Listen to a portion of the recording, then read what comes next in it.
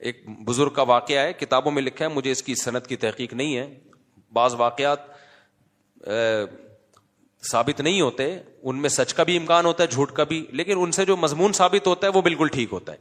تو کہتے ہیں ایک بزرگ حج پہ جاتے تھے, حج کرتے آواز آتی کہ بھائی حج قبول نہیں ہوا. اگلے سال پھر حج پہ چلے جاتے, پھر آواز آتی حج قبول نہیں ہوا. تو کئی سال ایسے ہی ہوتا رہا, قبول نہیں ہوا, قبول نہیں ہوا. تو کسی نے ان سے پوچھا کہ حضرت آپ کو ہر سال حج کے بعد آواز آتی ہے غیب سے کہ قبول نہیں ہوا, تو پھر آپ کرتے کیوں ہیں؟ کہتے ہیں بھائی میرے بس میں تو یہی ہے. ٹھیک ہے نا, میرے بس میں کیا ہے؟ اب میں تکبر میں آ جاؤں, بولوں قبول اللہ جا, تو نہیں کر رہا تو جاؤ, ہم بھی نہیں کر رہے. دنیا میں انسانوں کے ساتھ تو ایسا ہو سکتا ہے بھائی, میں 3 دفعہ آپ کسی بندے کو منائیں گے, میرا عذر قبول کر لے, پھر بھی نہیں کرے گا, بولے گا بھاڑ میں جا یار, تجھے منانے کے علاوہ بھی تو اور بہت سارے غم ہے نا. انسانوں کے ساتھ ایسا کیا جا سکتا ہے, اللہ کے ساتھ ایسا نہیں. اللہ کو جھکنے والے لوگ پسند ہیں. بھائی غم میں دیا تو غم میں تسلی رکھو, خوشیاں دی تو خوشی میں اتراؤ نہیں, کس کا شکر ادا کرو؟ میرا شکر ادا کرو. تو اللہ کو ایسے لوگ پسند ہے. قرآن میں اللہ ایسے ہی لوگوں کی تعریفیں کرتا ہے. 2 طرح کے لوگ بتاتا ہے, غم میں پاگل ہو گئے اور غم میں صبر کیا, انہوں نے شکر کیا تو اللہ نے ان کے غموں کو بھی دور کر دیتا ہے اللہ تعالیٰ, ورنہ اسی غم میں صبر کی توفیق دے دیتا ہے. تو وہ بزرگ ہر دفعہ حج کر رہے ہیں, آواز آ رہی ہے قبول نہیں, قبول نہیں, قبول نہیں. لوگوں نے کہا پھر کیا فائدہ؟ انہوں نے کہا بھائی ہم تو اس کے علاوہ ہم تو بندے ہیں یار, ہم تو کرتے رہیں گے. تو جب انہوں نے یہ الفاظ کہے نا, تو کہتے ہیں غیب سے آواز آئی کہ یہ والا بھی قبول ہے اور اس سے پہلے جتنے کیے وہ بھی قبول ہے. تو اللہ یہ لفظ سننا چاہ رہے تھے. تبھی جن لوگوں کا نماز میں دل نہیں لگتا نا, کہتے ہیں نماز میں ایکچولی مزہ ہی نہیں آ رہا, پنکھے ہی گن رہے ہوتے ہیں, ٹینشن اتنی ایسی, نماز کا کیا کرنا. وہ بھائی دفع کرو یار, اللہ نے کہا وضو کر کے میرے سامنے کھڑا ہو کے نماز پڑھ لو بس, ٹھیک ہے نا. ہم اس سے زیادہ کچھ کر نہیں سکتے, تو ہم تو جھکے رہیں گے اللہ کے سامنے, اور کوئی ہمارے پاس آپشن ہی نہیں ہے. تو کبھی اللہ حاجت پوری کر دے گا. خدا کی قسم, جس کو دعا کا فلسفہ سمجھ میں آ جائے نا, تو وہ ایتھیس جو دعا قبول نہ ہونے سے خدا کا انکار کر رہا ہے, اگر اسے دعا کا فلسفہ سمجھ میں آ جائے تو دعا سے زیادہ لذیذ عبادت پھر کوئی نہیں ہے. کیونکہ اس میں پتا ہے کہ یار اللہ کو مانگنے والے کو دیتا ہے, اللہ دے گا کیسے, یہ اس کی مرضی. تو وہ مانگتا ہی رہتا ہے. وہ کہتے ہیں بھائی قبول نہیں ہو رہی, تو اور زیادہ مزہ آتا ہے مانگنے میں. قبول ہونا شروع ہو جائیں تو پھر تو آدمی کہتا ہے کہ یار یہ کیا ہے, یہ تو غیب پر ایمان تھوڑی رہا. نہیں ہو رہی, پھر جو مانگتا ہے تو اس سے اللہ کو محبت ہوتی ہے. اس لیے حضرت عمر کا قول یاد رکھو. حضرت عمر فرماتے ہیں میں جب دعائیں مانگتا ہوں تو مجھے اس کی فکر نہیں ہوتی قبول ہو رہی ہے کہ نہیں ہو رہی, مجھے اس کی زیادہ فکر ہوتی ہے دعائیں مانگنے کی توفیق مل رہی ہے کہ نہیں مل رہی ہے. کیونکہ اللہ کے سے مانگ رہے ہو نا, اگر اس کا مطلب اللہ کے وجود پر بھی ایمان ہے, اس پر بھی ایمان ہے کہ حاجتیں وہی پوری کرتا ہے, اس پر بھی ایمان ہے کہ اس کے بغیر کچھ ہو نہیں سکتا, تو یہ بڑی کوالٹی ہے بھائی. باقی کچھ ملے نہ ملے, اس کا مطلب آپ کامیاب ہو, چاہے ناکامی کے نقشے نظر آ رہے ہو. کیونکہ انجام تو اصل تو اینڈ کا اعتبار ہے کہ انجام کیسا ہوتا ہے آپ کا. آپ ساری زندگی خوشیوں میں رہے اور آخر میں پھانسی کے پھندے پہ لٹکنا ہے, کیا فائدہ ایسی خوشیوں کا. ساری زندگی جیل میں, آخر میں رہائی ہے, تو اینڈ کے لحاظ سے آپ کیا ہیں, کامیاب ہے. تو بے شک یعقوب علیہ السلام کی ساری زندگی غموں میں گزری, اینڈ کیا ہوا, انجام اچھا ہوا. اور ساری زندگی خوشیوں میں گزرے, انجام پھانسی کے پھندے پہ لٹک کے خودکشی کر کے مر گئے, تو کیا فائدہ بھائی ایسے. تو یہ جتنے فنکار اداکار جو خدا کے منکر ہوتے ہیں, اور جتنے لبرل سیکولر لوگ خدا کے منکر ہوتے ہیں, ان کا انجام دیکھا کرو, ان کی حال نہ دیکھا کرو. اور جتنے علماء صلحاء ہیں ان کا انجام دیکھا کرو, ان کا ماضی نہ دیکھو, ماضی بڑا ٹف گزرا ہوتا ہے. تو ایک تو ایتھیزم اس طرح سے ہوتا ہے نا, اور دوسرے ہوتا ہے جن کو دلائل کچھ کھوپڑی ان کی صحیح کام نہیں کر رہی ہوتی. وہ کہتے ہیں یار ہر چیز اب ایک لاجک سے ہو رہی ہے. ان لوگوں کے لیے مختصر دلیل دے رہا ہوں, بس پھر بیان ختم کرتا ہوں. کہتے ہیں یار جب دنیا میں ہر کام لاجک سے ہو رہا ہے تو خدا کہاں ہے پھر. اب تو سائنس نے ہر چیز کی لاجک پیش کر دی نا. کیا خیال ہے بھائی, یہ زمین میں پہلے لوگ کہتے تھے یار گٹلی زمین میں جاتی ہے, یوں ہوتا ہے, فرشتے آ کے کچھ یوں یوں کر رہے ہوں گے, کچھ دیو ہے, کچھ بھگوان ٹائپ کی چیزیں. اب تو سائنس نے بتا دیا بھائی یہ پروسیس ہوتا ہے, صحیح ہے نا. وہ زائگوٹ بنتا ہے, پھر یوں ایک تنا بنتا ہے, پھر یہ پھول ہوتے ہیں, ایکچولی پھر تتلیاں بیٹھتی ہیں نرماد, ایکچولی یہ ہو رہا ہے. بھگوان کہاں ہے اس میں کوئی دیو کچھ بھی نہیں. تو لاجک سے ہر چیز ہو رہی ہے. اس کی دلیل سمجھو, 2 اور 2 4 کی طرح. سمجھ میں آ رہی ہے بات؟ اور آسان کر دیتا ہوں. ہمارے ایک دوست یونیورسٹی میں پڑھتے تھے, ان کے پروفیسر تھے ملحد, ایتھیسٹ تھے. تو مجھے آ کے انہوں نے بتایا کہ میرے پروفیسر صاحب کہہ رہے ہیں یار خدا کہاں ہے, یہ مولویوں نے پتہ نہیں کیا خدا بنایا ہوا ہے. ہم تو گاڑی کے ایکسلریٹر پہ جب پاؤں رکھتے ہیں تو گاڑی چلتی ہے, جب بریک لگاتے ہیں تو گاڑی رکتی ہے تو خدا کہاں ہے؟ خدا کو تو جب مانے پاؤں ایکسیلیٹر پہ رکھا ہوا ہے لیکن گاڑی رک رہی ہے، ٹھیک ہے نا، کوئی غیبی طاقت روک رہی ہے اس کو. پاؤں بریک پہ رکھا ہے ہم نے لیکن خدا گاڑی کو کیا کر رہا ہے؟ چلا رہا ہے. تو یا تو ہر کام لاجک سے ہو رہا ہے، تو لاجک ہی سب کچھ ہے، سائنس ہی سب کچھ ہے. میں سمجھا پا رہا ہوں اپنی بات؟ یہ وہ اشکال ہے جس کی بیس پہ ہزاروں لوگ مرتد ہو چکے ہیں، اسلام چھوڑ ہزاروں تو نہیں، سینکڑوں تو چھوڑ ہی چکے ہیں. اور جتنے بھی ملحد لوگ ہیں، چاہے عیسائیوں میں، اسلام میں تو بہت کم ارتداد ہے نا، عیسائیت یہودیت میں بہت زیادہ ہے. کہ یار جب ہر کام لاجک سے ہو رہا ہے تو خدا کو ماننے کی ضرورت کیا ہے؟ سمجھ میں آ رہی ہے کہ نہیں آ رہی ہے؟ خدا کو ماننے کی یہ کائنات جو سائنسی اصولوں میں جکڑی ہوئی ہے، تو اس کا جواب خوب سمجھو. میں نے ان کو فوراً جواب، وہ بڑے پریشان تھے نا اس سوال سے. ہمارے پروفیسر صاحب نے کہا یار ایکسیلریٹر پہ پاؤں رکھو تو چلتی ہے کیونکہ چلانا ہے اس کا کام، روکو تو کیا ہوتی ہے؟ خدا کو جب مانیں گے جب الٹا پلٹا ہو رہا ہو، ٹھیک ہے نا، ہونا کچھ چاہیے ہو کچھ اور رہا ہو. میں نے اس سے کہا، اس پروفیسر صاحب سے بولو سر کائنڈلی آپ سے مجھے ایک کام ہے. میں نے کہا کلاس میں نہیں بلکہ اس کو چھاؤں میں لے کے جاؤ. میں ایسے ہی بات کرتا ہوں، سر کائنڈلی آپ ذرا چھاؤں میں آ جائیں. اور یہ بھی قرآن سے ہی نکالا ہے، قل انما اعیذکم بواحدہ ان تقوموا للہ مثنی وفرادا، کہ اے نبی آپ ان سے کہو کہ تم لوگ ایک ایک دو دو اکٹھے ہو کے غور کرو میری بات پہ. بعض دفعہ مجمع میں غور کرنا بڑا مشکل ہوتا ہے، تو ایسا کرو ذرا چھاؤں میں آ جائیں. سر کائنڈلی آپ سے مجھے ایک کوشچن ہے. تو کہنے لگے کیا؟ میں نے کہا اپنے ٹیچر سے چھاؤں میں لے جا کے نا ٹھنڈا کرنا، ایک دم افراتفری میں نہیں. بعض دلائل آپ پھینک دو گے نا جلد بازی میں تو ایسے جیسے پھینک دیا آپ نے، سامنے والا سیریس نہیں لیتا. میں نے کہا تمیز سے سائڈ پہ لے جا کے سر سے ایک بات کریں. سر آپ یہ بتائیں کہ گاڑی میں چینجنگ چینجر کے بغیر نہیں ہو رہی، لاجک ہے، یہ لاجک کی بات ہے نا. جب تک گاڑی رکی ہوئی ہے تو چلے گی جب تک چلانے کے لیے کوئی قوت استعمال نہ ہو ہے. جب رکنا ایک کنڈیشن ہے، یہ کنڈیشن چینج ہوتی ہے، گاڑی رکنا ایک کنڈیشن ہے نا، دوسری کنڈیشن کیا ہے؟ چلنا، حرکت میں آنا، گاڑی کا موو ہونا. تو گاڑی میں موومنٹ پیدا نہیں ہوتی جب تک کوئی موور نہ ہو. اور گاڑی چل رہی ہو ایک کنڈیشن ہے، رکے گی نہیں جب تک کوئی اسٹاپر نہ ہو. کیا خیال ہے؟ تو چینجنگ کے بغیر جس چیز میں چینجنگ نہیں ہو سکتی تو کریٹنگ ہو سکتی ہے آٹومیٹیکلی خود بخود. ابے کیا ہو گیا؟ دیکھو آپ لوگ چھاؤں میں آؤ یار سارے ایسے مجمع میں سمجھو. سوچ رہا ہوں آپ کو بھی چھاؤں میں ایک ایک کر کے لے کے جاؤں پھر سمجھاؤ. اب مجھے ایک بات بتاؤ، کوئی پاگل دنیا میں ایسا، اس کے لیے بہت افلاطونی کی ضرورت نہیں ہے. خدا کے وجود کے لیے کوئی بہت بڑا سائنسدان بننا ضروری نہیں ہے. 2 اور 2 4 کی طرح کچھ کامن اصول ہیں. اب مجھے ایک بات بتاؤ، کوئی سائنسدان یہ کہے کہ جب تک چینجر نہیں ہوگا گاڑی میں چینجنگ نہیں ہوگی. کوئی کہ اچھا سر یہ گاڑی بنائی کس سائنسدان نے؟ کہ بن خود بخود گئی تھی. آپ بولو گے ابے یہ کیا بات کر رہا ہے یار تو، کریٹنگ تو زیادہ مشکل کام ہے، وہ خود بن گئی. اب دھکا خود نہیں، اب جب تو بن بھی خود گئی ہے تو چل بھی خود لے. وہ عمر شریف کا لطیفہ اکثر مجھے یاد آتا ہے. کسی نے کلپ، ہم نے بچپن میں یہ دیکھا تھا تو اب کسی نے کلپ بھیجا تھا نا، تو وہ بچپن میں نا وہ عمر شریف کے شو دیکھتے تھے، پھر بعد میں ہم نے تو ٹی وی سے توبہ ہی کر لی تھی. اس میں پھر بے حیائی پھیلنا بہت زیادہ آنا شروع ہو گئی تھی. میں اس لیے کہہ رہا ہوں اب بچے یہ نہ دیکھا کریں پروگرام، بچپن کی باتیں. تو اس میں یہ تھا کہ وہ اس کے جو کوئی تھا جاننے والا نا، اس کو، ہاں اس کو خود بھولنے کی بیماری ہوتی ہے عمر شریف کو. عمر شریف کو کس کی بیماری ہوتی ہے؟ بھولنے کی. تو اس کو بھولنے کی بیماری تھی تو وہ کسی کے گھر گھس جاتا تھا ایسے ہی مذاق میں. جب پٹنے لگتا تو بولتا بھائی ہم تو بھولے سے چلے گئے تھے تمہارے گھر. تو ایسے ہی کسی نے بتایا کہ کسی کے گھر میں نا شلوار رہ گئی اس کی. ایسی مذاق ہے، حقیقت میں نہیں، سمجھ لیں آپ. تو وہ ایک شخص شلوار لے کر آ رہا ہے، اس سے عمر شریف سے کہہ رہا ہے یہ شلوار کیا کہہ رہی ہے؟ یعنی پیغام دے رہی ہے نا کہ تو میرے گھر میں آیا اور کپڑے چھوڑ کے چلا گیا، اس کا مطلب یہ کوئی غلط میسج دے رہی.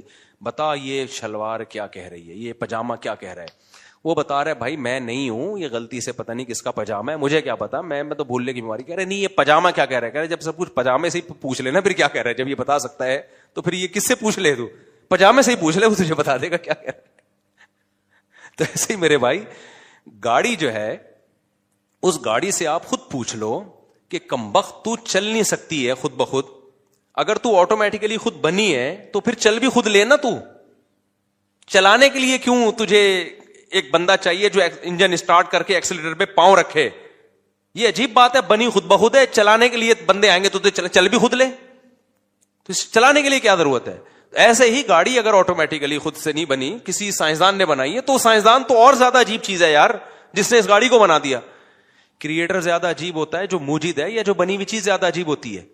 اچھا مجھے بتاؤ, یہ موبائل جس سائنسدان نے بنایا, آپ کو جب یہ سائنسدان آ جائے نا جس نے یہ بنایا, وہ تو بہت سارے سائنسدانوں نے مل کے بنایا, فرض کرو کسی ایک نے بنایا, تو آپ اس موبائل کی زیادہ ویلیو دو گے, سائنٹسٹ کو زیادہ ویلیو دو گے؟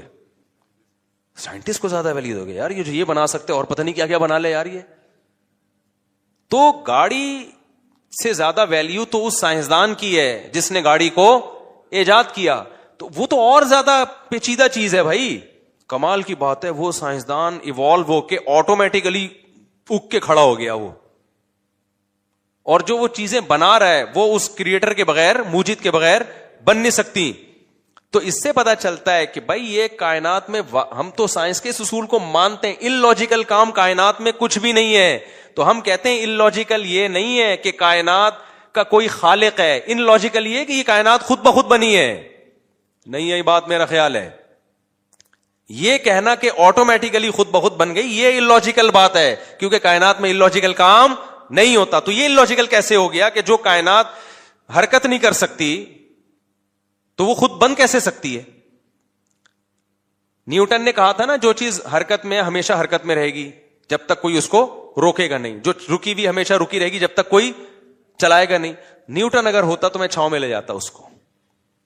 میں کہتا سر ایک چیز آپ کہنا بھول گئے ہیں کہ یہ کائنات اگر نہیں ہے تو جب تک کوئی ہو, جو چینجر کے بغیر نیوٹن کے قانون کا لا کا حاصل یہ ہے کہ چینجر کے بغیر چینجنگ ممکن نہیں ہے. میں کہتا سر ایک جملہ اپنے لا میں اور بڑھا دیں کہ جب چینجر کے بغیر چینجنگ نہیں ہے تو کائنڈلی ایک اور سائنس کا لا آپ بڑھا دیں, تاکہ یہ ہمارے یونیورسٹیوں کے لوگ جو اللہ رسول کو نہیں مانتے, آپ کو بہت مانتے ہیں, وہ ایک جملہ بڑھا دیں کہ کریٹر کے بغیر کریٹنگ بھی نہیں ہو سکتی.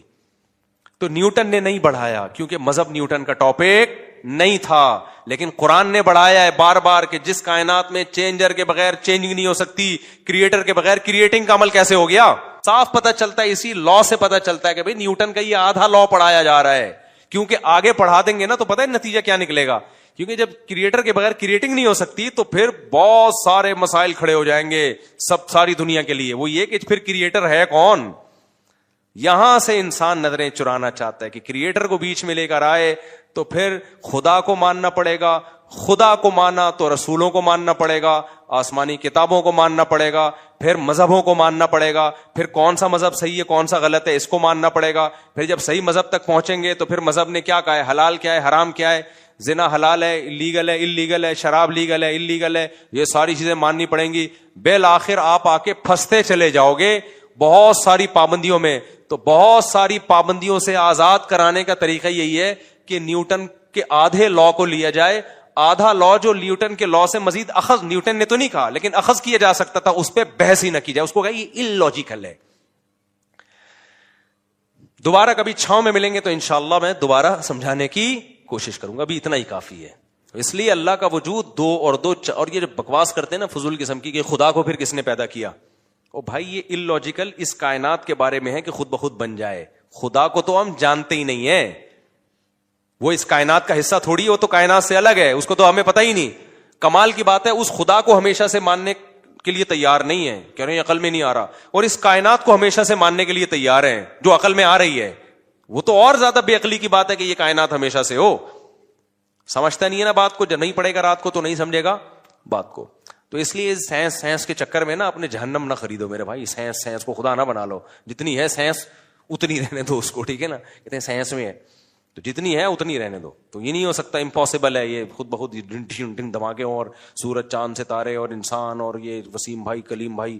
میں وسیم کی مثال سے دیتا ہوں کہ انسان کا لفظ بھی مبہم ہے, کہتے ہیں انسان بن گیا. اب وسیم کو دیکھو الگ سے لے جا کے, یار یہ کیسے بن گیا یار, یہ پھر آئے گا نہیں بھائی. نہ غفار بن سکتا ہے, نہ سبکتگین بن سکتا ہے, نہ وحیدہ بن سکتی ہے, نہ نسرین بن سکتی ہے خود بخود. یہ نہیں ہو سکتا, اٹ ازنٹ پاسبل. ٹھیک ہے, تو اپنے ایمان کو مت بگاڑو, یہ اہم بات تھی. اور ایک اور بات بیان میں رہ گئی تھی, ہاں, تو اس لیے میں کہتا ہوں قرآن نے اس ٹاپک کو بہت زیادہ چھیڑا ہے 3 ہفتے سے مسلسل یہی, اور اس ٹاپک کو کہ تمہیں آخرت میں حساب و کتاب دینا ہے, موت کے بعد زندگی ہے. تو اب میں بہت پریشان ہوتا ہوں کہ یار نظریاتی اصلاح تو میں کرتا رہتا ہوں, عملی اصلاح کی طرف بھی اب آنا چاہیے. بھائی نظریہ تو بن گیا, اللہ بھی ہے تو کیا کریں, تو ہیں تو ویسے کہ ویسے ہی. جب اللہ کو مانتے تھے تو بھی ویسے ہی تھے. مسلمان جب اللہ کو نہیں مانتا تو جیسا ہوتا ہے, ماننے کے بعد بھی بولو, صبح بھی پہلے بھی 2 پراٹھے کھا رہا تھا, اللہ کو ماننے کے بعد بھی کیا کرے گا, 2 پراٹھے کھائے گا. پہلے بھی گٹکا کھاتا تھا, اللہ کو ماننے کے بعد بھی کیا کرے گا, گٹکا کھائے گا. جب اللہ پہ ایمان نہیں تھا تو بھی جمعہ پڑھ لیا کرتا تھا, ہو سکتا ہے میں بھی, ہو سکتا ہے اللہ نکل آئے قیامت کے دن, جو ہفتے میں 1 دن نماز پڑھ لو. جب اللہ پہ ایمان لے آیا دلائل کی دنیا میں تو بھی کیا کر رہا ہے, جمعہ ہی پڑھ رہا ہے. تو اس لیے اتنا کافی نہیں ہے کہ ہم اپنے نظریات کی اصلاح کریں, انسان کو تربیت کے لیے پریکٹیکلی اصلاح کی ضرورت ہے. ہمارے نبی نے صحابہ سے روزے رکھوائے ہیں, ہمارے نبی نے صحابہ سے خواہشات کی قربانی دلوائی ہے, میدان جنگوں میں لا کے لڑوایا ہے صحابہ کو. تو انسان کی اصلاح صرف بیانات سننے سے نہیں ہوتی میرے بھائی, یہ بھی ایک بہت بڑا حصہ ہے, پریکٹیکلی کچھ کرنا پڑتا ہے. تو اب آپ نا پریکٹیکلی کچھ کرنا شروع کر دیں. اور اس میں جمعے میں جو بیان چلا رہا ہوں نا, پہلے اپنی خوراکوں کو ٹھیک کریں, کیونکہ خوراکیں جس قسم کی چل رہی ہیں اس سے سستی کے علاوہ کچھ بھی حاصل نہیں ہوگا. جس آدمی کو اپنے منہ پہ کنٹرول نہیں ہے نا, خواہشات پہ کنٹرول ہو ہی نہیں سکتا. تو اپنے لائف اسٹائل کو بھی چینج کرو میرے بھائی, آڑے ترشے ہو تو سیدھے ہو جاؤ, ٹیڑھے میڑھے چل رہے ہو. اور دوسری بات یہ کہ خواہشات کی قربانی دینا سیکھو. تو خواہشات کی قربانیوں کے بہت سارے پیکج ہیں اسلام کے پاس, لیکن اسلام نے خواہشات کی قربانی کے لیے جس پیکج کو سب سے زیادہ ویلیو دی ہے وہ روزہ ہے. میں نے وہ بیان کیا تھا 10 روزے رکھیں, اور میں نے کہا میں نے بھی رکھ لی الحمدللہ. تو لوگوں کے کمنٹس آئے ہوئے تھے, یار 2 روزوں کے بعد حالت خراب ہو گئی, کسی کام میں دل نہیں لگ رہا, یہ وہ وغیرہ وغیرہ نا, پتہ نہیں کس مصیبت میں ڈال دی. اس طرح کے نا آڑے ترشے سے آ رہے تھے, انہوں نے چھوڑ دیے ہوں گے پھر. تو دیکھو جب بھی کوئی کام شروع میں کیا جاتا ہے نا تو یوز ٹو ہونے میں ٹائم لگتا ہے, عادت ڈالنی پڑتی ہے. 2-4 دن کی تکلیف ہے, پھر آہستہ آہستہ عادت ہو جاتی ہے. لیکن کچھ خواہشات کی قربانی دینی پڑے گی. پیڑے کھا کے دین اور مذہب پہ نہیں چلا جاتا کہ لڈو بھی کھاتے رہو, گٹکے بھی کھاتے رہو, سگریٹ بھی پیتے رہو, شراب بھی پیتے رہو, لڑکیوں کو تاڑتے بھی رہو, فحش فلمیں بھی دیکھتے رہو. بے میرا خدا پر ایمان ہے, میں ڈارون پہ لعنت بھیجتا ہوں. میں کس کو مانتا ہوں؟ مفتی صاحب نے انڈوں والی مثال بڑی زبردست دی تھی. تو پھر تو کس نظریے کی اصلاح ہوتی رہے گی, عمل تو کچھ بھی نہیں ہوگا. تو اسلام کو تو عملی لوگ چاہیے, عملی لوگ قربانی کے بغیر نہیں. اور ایک آخری بات, کچھ خواہشات ایسی قربان کرنی پڑتی ہیں کہ وہ ایک لمبے ٹائم تک قربان کرنا ممکن ہی نہیں ہے. کچھ خواہشات ایسی ہیں وہ آپ کی باڈی کی ریکوائرمنٹ ہے. جیسے میں آپ سے کہتا ہوں روزہ رکھو, آپ کہو گے ٹھیک ہے جی روزہ رکھ لیں گے, ہم بھوکے پیاسے رہ لیں گے. لیکن میں کہوں کہ آپ افطاری بھی نہ کرو, سحری بھی نہ کرو, رکھو, تو آپ بولو گے 2-3 دن کے بعد آپ بولو گے بس کرو, مر رہے ہیں بھائی, برداشت سے باہر ہو رہا ہے. میں کہوں گلوکوز کی بوتل چڑھا لو جا کے, مرنے سے آپ نے چڑھا لی, تھوڑا سا انرجی آ گئی, چل رہے ہیں, پھر کھانے کا دل چاہ رہا ہے گلوکوز. 4-6-8 دن کے بعد آپ کا تقویٰ ٹوٹے گا, آپ بولو گے ایسی کی تیسی, یار میں یہ مذہب کو مانتا ہی نہیں, باغی ہو جاؤ گے مذہب کے. اسی طرح یاد رکھو جیسے پیٹ کی خواہش روٹی ہے نا, ایسے ہی مرد کی خواہش عورت ہے, عورت کی خواہش مرد ہے. یہ باڈی کی ریکوائرمنٹ ہے, یہ کوئی ڈاکٹروں نے نہیں ہم کو سکھایا. تو باڈی کی جو یہ ریکوائرمنٹ ہے اگر یہ حلال طریقے سے پوری نہ ہو تو ایک حد تک آپ بد نظری سے, فحش فلموں سے, ہینڈ پریکٹس سے, زنا سے ایک حد ہوگی. اس کے بعد جو آپ کا تقویٰ ٹوٹے گا نا تو آپ محلے کے وہ بدماش بن کے دکھاؤ گے جو اس کائنات میں کبھی پیدا. میں نے ایسے لوگ دیکھے پرہیزگاری میں نکاح نہیں کیا اور بہت نیک پرہیزگار, کبھی دیکھا بھی نہیں, اور اندر کی خواہش جمع ہو رہی ہے. جب ان کا تقویٰ ٹوٹا ہے نا تو ایسے بدماش بنے ہیں کہ آپ کی سوچ ہوگی. اس لیے اسلام نے جہاں بے حیائی کو حرام قرار دیا اتنی ہی اسپیڈ سے حلال پر زور بھی لگایا ہے, حلال کو فوکس بھی کیا ہے. بھائی یہ صرف یک طرفہ کاروائی نہیں ہے کہ بچنا ہے, کیونکہ یہ تو نیچرل ہے نا. تبھی آپ دیکھو نا اسلام نے روزے کا حکم دیا رکھو, لیکن افطاری میں جلدی کا بھی تو حکم دیا نا. اللہ کو پتا تھا جلدی افطار نہیں کریں گے, میں کہوں گا مستحب یہ کہ 3 گھنٹے بعد روزہ کھولا جائے. تو کتنے لوگ مستحبات پر عمل کرتے, ہو سکتا ہے 3 گھنٹے بعد روزہ کھول کے آپ کہتے بس اللہ آخری روزہ تھا, آج کے بعد مجھ سے روزے کا کبھی بھی نہیں کہنا. پھر رمضان کا روزہ رمضان کے روزے میں 30 روزوں کے بعد پھر عید کا دن بھی رکھ دیا کہ بس بھائی بہت ٹینشن ہو گئی, اب عید کا دن ہے, اب خوشی مناؤ. تھوڑا سا وہ ٹینشن کیا ہوگی اب تمہاری, دین فطرت ہے نا, ہماری باڈی اور ہمارے جو جذبات ہیں ان کا بھی خیال کرتا ہے نا اسلام. تو اسی طرح یاد رکھو ہمارے ہاں خانقاہوں میں بزرگان دین کے ہاں بد نظری کے خلاف تقریریں بہت ہو رہی ہونی چاہیے. تبلیغ میں جاؤ تو سکھایا جاتا ہے یہ نہ کرو وہ نہ کرو, انٹی کو نہ دیکھو فلانی کو نہ دیکھو, اور ایسی ایسی روایتیں بھی سنائی جاتی ہیں جس نے کسی انٹی کو دیکھا پتہ نہیں سر میں کیل ٹھوک دی, جیسے کچھ اس طرح کی بھی کچھ روایت ہے نا, تو ایسے ایسے سلبا ڈر جاتے ہیں. اب لیکن پراٹھے تو کھا رہے ہیں. جو ہارمونز کی سیٹنگ ہے وہ تو آؤٹ ہو رہی ہے نا. ہارمونز کسی کے چچا کا نام نہیں ہے, ٹھیک ہے نا. جو آپ کے جو ہارمونز ہیں چاہے عورت ہو یا مرد ہو وہ تو پیک پر پہنچے ہوئے ہیں, وہ تو تبلیغ میں نکل کے یا خانقاہ میں جا کے اور اچھے ہو جاتے ہیں. وجہ اس کی ہے کہ جب انسان دین پہ چلتا ہے تو صحت خراب نہیں ہوتی بلکہ صحت اچھی ہوتی. جو جتنی اچھی ہوگی اتنے ہارمونز اور بڑھیں گے. اعتکاف میں لڑکے بیٹھتے ہیں نا, کہتے ہیں ہم آئے تھے بے حیائی چھوڑنے کے لیے, یہاں تو ہمیں اور زیادہ خواہش پیدا ہو گئی ہے. میں کہتا ہوں بھائی مسجد کے ماحول میں تو یہ صحت اچھی ہوتی ہے, انسان کی روحانی قوت ملتی ہے تو اور صحت اچھی ہوگی.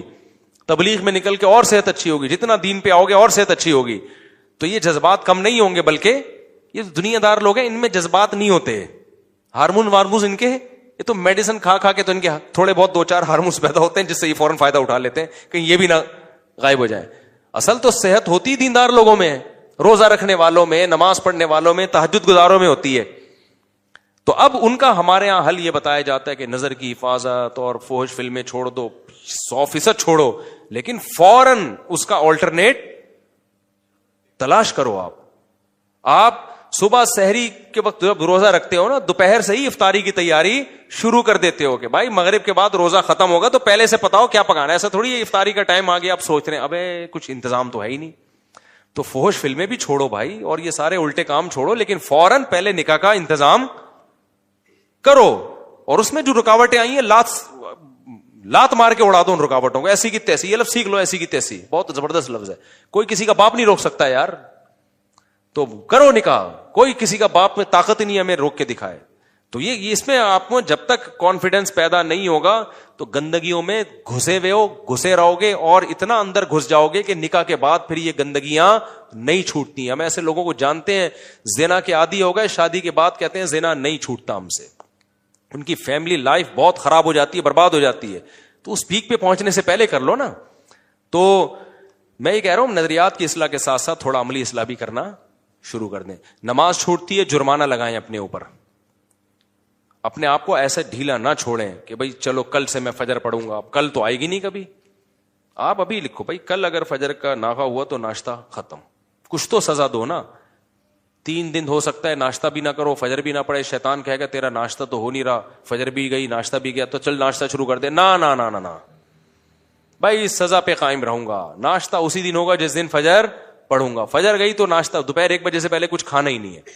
کچھ تو سزا دو, کچھ تو تھوڑا سا تھپڑ مارو اپنے آپ کو. 3 دن 4 دن کے بعد ہو سکتا ہے فجر کی نماز کی توفیق مل جائے. تو کچھ تو آگے بڑھو بھائی, کچھ اب ہلو جلو, ٹھیک ہے نا. بہت ہو گئے ہیں بیانات, میں 20 سال سے میرا خیال ہے یہی کام کر رہا ہوں, لیکن عملی طور پر نا کچھ زیادہ نظر نہیں آتا اتنا اثر لوگوں پہ. نظریاتی اصلاح تو بہت ہو رہی ہے, عملی اصلاح نہ خواتین میں نہ مردوں میں نظر آ رہی ہے. شادیوں پہ بیان سن کے خوش ہو کے چلے جاتے, کرتے پھر بھی نہیں ہے. تو اب تھوڑا سا ایک اسٹیپ آگے بڑھو. کوئی گناہ آپ کے اندر ہے تو اپنے اوپر کیا رکھو, سزا, پنشمنٹ ہونی چاہیے. ایک دم سے برائیاں نہیں چھوٹتی ہیں, اسٹیپ بائی اسٹیپ چھوٹتی ہیں.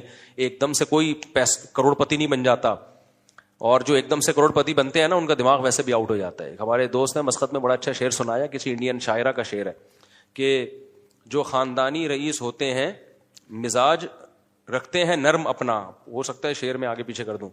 جو خاندانی رئیس ہوتے ہیں رکھتے ہیں مزاج نرم اپنا, تمہارا لہجہ بتا رہا ہے تمہاری دولت نہیں ہے.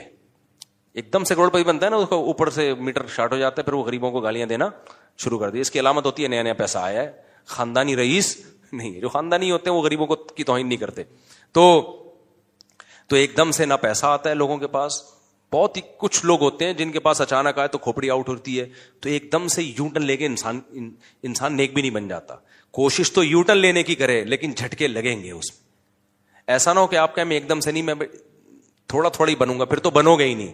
نیت تو یہ کرو ایک دم سے بننا ہے, لیکن عملی طور پر ایسا ہوگا نہیں. جھٹکے آتے رہیں گے, گر کے اٹھتے رہو, سنبھلتے رہو. گناہ ہو گیا توبہ کرو. لوگ کہتے ہیں ہم 20 دفعہ گناہ کر کے 20 دفعہ توبہ کی, یہ چھوٹ ہی نہیں رہا. کہتے چلو یار 20 دفعہ گناہ کے بعد 20 دفعہ توبہ کا ثواب بھی تو فری پھوکٹ میں مل رہا ہے نا. پہلے تو گناہ کر کے توبہ ہی نہیں کر رہے تھے, خالی گناہ ہی گناہ تھے, اب توبہ کا ثواب بھی تو آ رہا ہے نا. تو توبہ کرتے رہو, چھوٹ جائیں گے گناہ چپکتے نہیں ہیں انسان کے ساتھ. جب صحیح سمت میں جانے کی کوشش کرتا ہے سیٹ ہو جاتا ہے, کوئی اتنا بڑا مسئلہ نہیں ہے.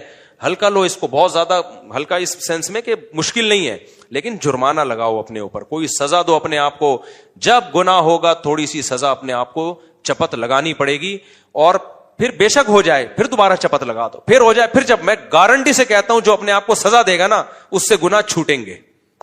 یہ ہو نہیں سکتا کہ ہاں یہ اگر اس نے سزا دینا ہی چھوڑ دی مایوس ہو کے کہ یار گناہ تو چھوٹ نہیں رہا.